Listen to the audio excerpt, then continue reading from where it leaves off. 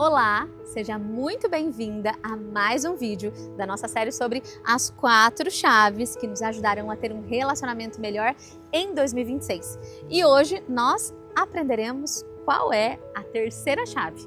Vamos recapitular juntas? Nós já entendemos que a nossa primeira chave é pedir a Deus sabedoria todos os dias. A nossa segunda chave, falar com sabedoria e ouvir com maturidade. Agora a nossa terceira chave é viver preparada para esse relacionamento que eu tanto desejo. Se eu não estou preparada para viver algo, será que isso realmente vai acontecer comigo? E se acontecer, será que eu vou ter resultados verdadeiros? É essa pergunta que eu quero te responder nesse vídeo, então fica comigo até o final. Voltando ao nosso texto-chave, que é Provérbios capítulo 31, eu quero que você enxergue nessa poesia sobre a mulher virtuosa, lembra? A mulher que Deus quer que nós sejamos? Uma característica importante dela. Lá no verso 18 de Provérbios 31, ela administra bem o seu comércio, que é lucrativo, e a sua lâmpada fica acesa durante a noite. E aqui o escritor ele vai colocando várias características dessa mulher que, acima de tudo, além de ser uma mulher sábia, lembra que nós vimos no último vídeo? Ela fala com sabedoria e com amor.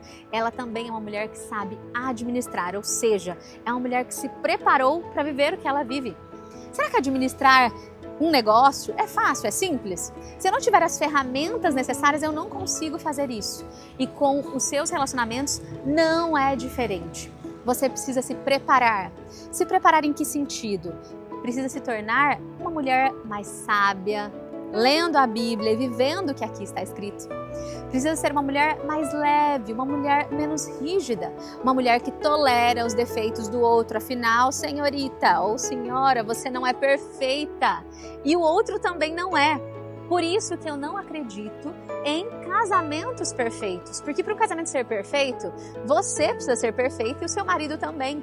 E nós só seremos perfeitos quando Jesus voltar, na nossa glória, lá na eternidade. Por enquanto aqui somos seres pecadores e falhos.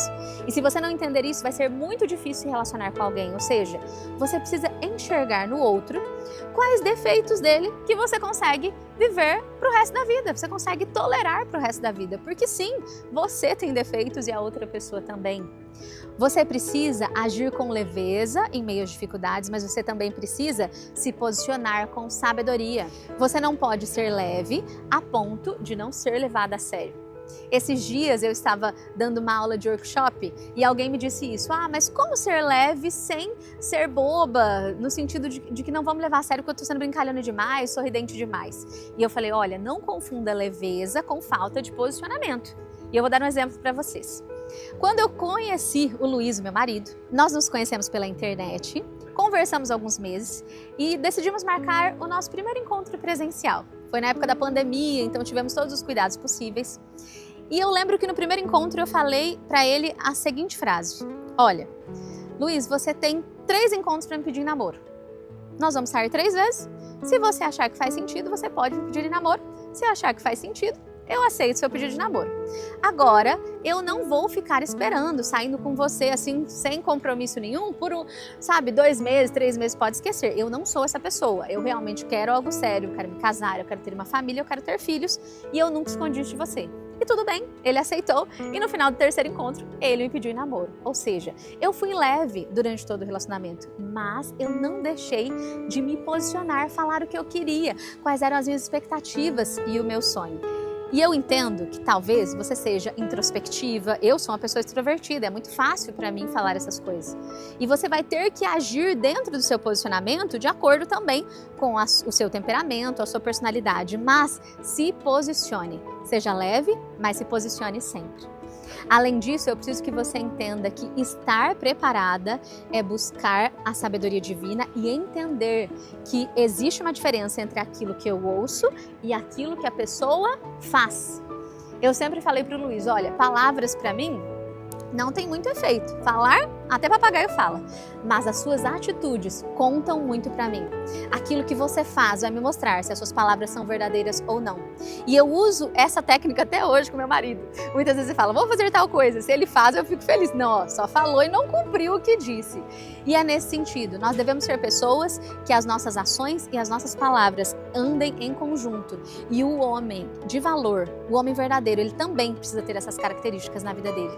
Então a preparação, ela está ligada a isso, a trabalhar ciúmes, a trabalhar insegurança, a trabalhar as minhas crenças sobre relacionamento.